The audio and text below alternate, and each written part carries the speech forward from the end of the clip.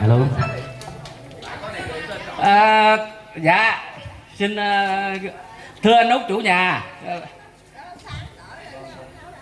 thưa anh Út.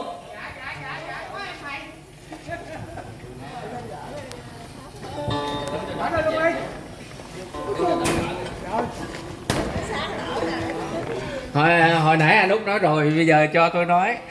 Tức là hôm nay anh vui, tụi tôi cũng vui. Là những người mà nói chính xác là dạy dỗ Tiến từ cái thời đầu em cháu nó còn nhỏ xíu, anh dẫn nó xuống trường tới bây giờ nó trưởng thành. Anh mừng, tôi cũng mừng.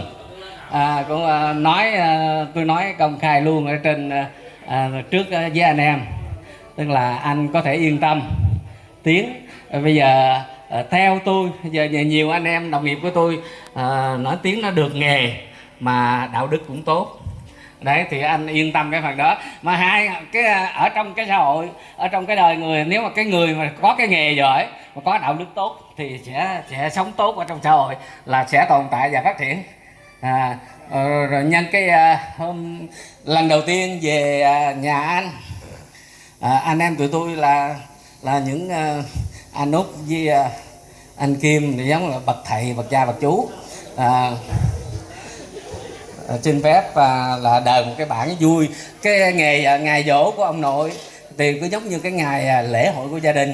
Chị Cơm tưởng nhớ tụi tôi đờn Lưu Thủy Đoản Kim Tiền Quế. Xin phép được trình tấu cùng tất cả gia đình của anh em bà bạn.